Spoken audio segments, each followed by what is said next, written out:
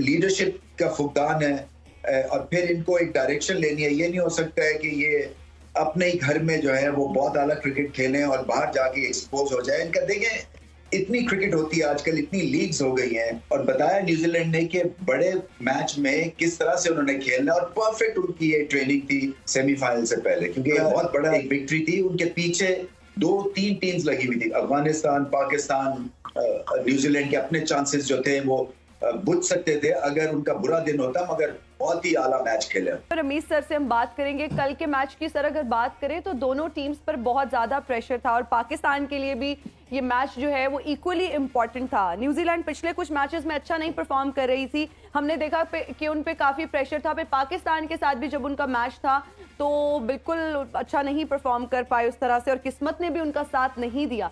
Overall आप इस world cup में उनकी परफॉर्मेंस को किस तरह से देखते हैं? देखिए, कंप्लीट परफॉर्मेंस थी और एक टारगेट था, 23 ओवर में मैच खत्म कर दिया उन्होंने। श्रीलंका ने कोई पाकिस्तान का लिहाज नहीं किया, अपना भी लिहाज नहीं किया, और एक बुझी हुई मायूस सी टीम 7 एंड ओवर पे गए, मगर 5 विकेटें पहले 10 ओवर्स में लूज कर दी और वहीं पे सारा मैच किल हो गया। तो ये भी देखना है कि ये इस तरह से ऑन एंड ऑफ नहीं हो सकते हैं कि दो टीम्स के खिलाफ तो ऐसे खेलते हैं जैसे कि बड़ी बिजली भरी हुई है, और जैसी बड़ी टीम्स आती हैं वहां पे बिल्कुल ही बकरी हो जाते हैं।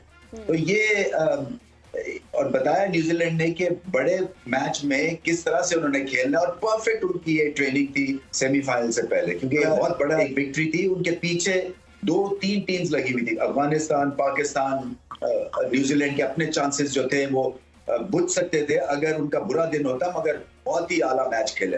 अरविंद भाई, अगर थोड़ी सी हम बात श्रीलंका के हवाले से भी करें तो ऑब्वियसली उनके पास लास्ट अपॉर्चुनिटी थी कि वो किसी तरह वर्ल्ड कप की डायरेक्ट क्वालिफिकेशन हासिल कर सकें, चैंपियन ट्रॉफी का पार्ट बन सके, बट अनफॉर्चुनेटली वो नहीं कर पाए। उनके कंट्री के टर्बुलेंस की बात करें, उनके बोर्ड के टर्बुलेंस की बात करें तो जो मसाइल हैं वो काफ़ी ज़्यादा है।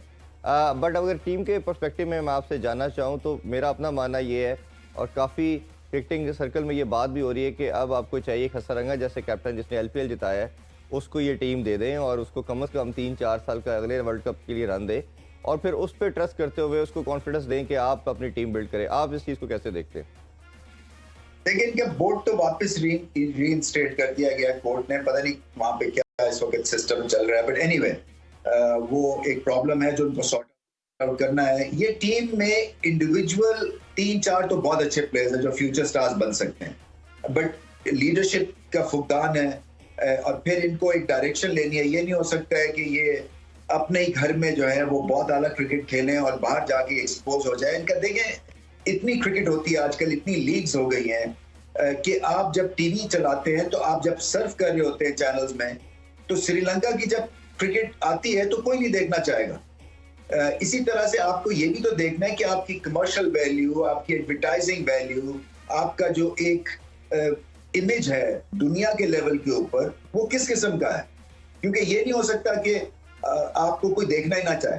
तो अट्रैक्टिव बनने के लिए मैचेस जीतने हैं, प्लेयर्स ऐसे लाने हैं, आपका जो एक खेलने का अंदाज है उसमें तब्दीली की जरूरत है, और बहुत सारे आपको स्टार्स निकालने। हसरंगा अच्छा पॉइंट है, मैं समझता हूं कि उनमें इतनी काबिलियत है कि वो श्रीलंका को सही डायरेक्शन दे सकते हैं। श्रीलंका है, फिर मतलब इंडिविजुअल लेवल जो है वो बुरे प्लेयर्स नहीं है, बट वही बात है कि लीग्स खेल खेल के बाकी तवज्जो हट जाती है, और फिर जब वर्ल्ड स्टेज का एक टूर्नामेंट आता है वहां पे इल प्रिपेयर्ड होते हैं। बिल्कुल ठीक। खेलों से रिलेटेड तमाम अहम खबरें और अपडेट जानने के लिए सुनो न्यूज़ के YouTube चैनल को भी सब्सक्राइब करें और बेल आइकन को क्लिक करना मत भूलिएगा।